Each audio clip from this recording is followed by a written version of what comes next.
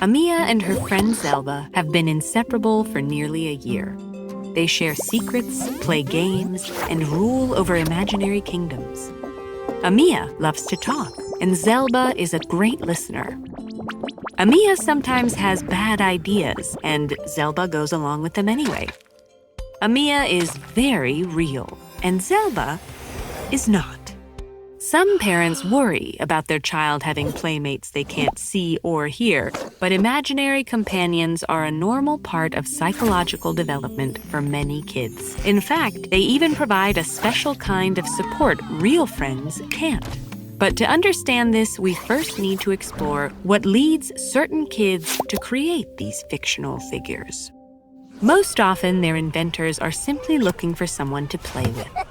Imaginary friends are typically created by children roughly 3 to 4 years old who lack siblings of a similar age. These kids tend to be socially outgoing. They like company, so they invent more of it. And while almost all kids enjoy playing pretend, children with invisible companions are especially fond of make-believe. One study even found these kids were better storytellers, suggesting that imagining friends might help with linguistic and cognitive development. Outside a love of fantasy and socializing, experts haven't found any meaningful differences in personality, intelligence, or shyness between kids who do and do not have imaginary friends. However, the invisible characters themselves couldn't be more different. They can be animals, real or fictional, humans of all ages, shapes, and sizes, with features straight out of a fairy tale. Some come alone, others have a gaggle of imaginary friends and family. They can even be what researchers call personified objects, stuffed animals or toys brought to life by the imagination. And these manifestations vary from place to place. A 2004 study found roughly 67% of U.S. kids under 8 had invisible companions, while in Japan, personified objects were much more common. These fictional figures don't just look different, they also fill a variety of roles.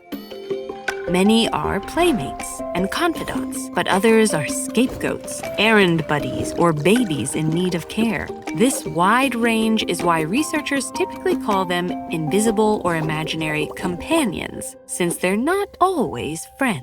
In fact, researchers have even reported children who fight with their imaginary companion or are actively afraid of them. These situations can concern parents. But not only are they totally normal, they highlight the special power of imaginary companions.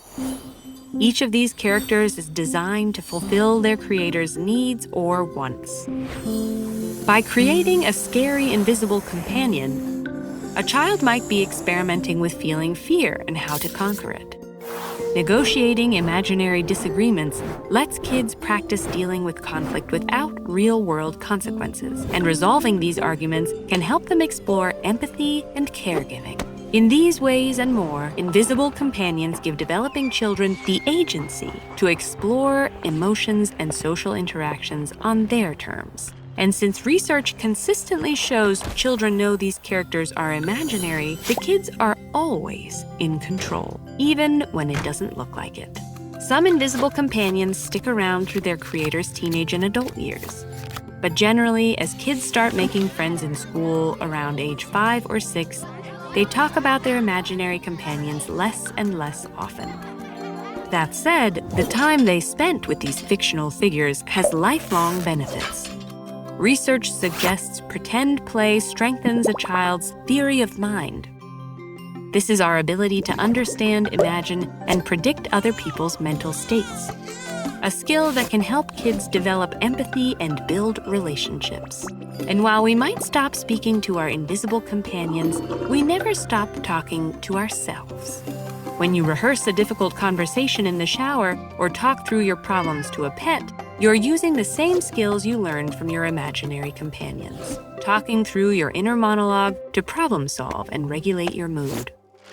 So the next time you see a kid chattering to thin air, know that you're watching the beginning of a lifelong conversation.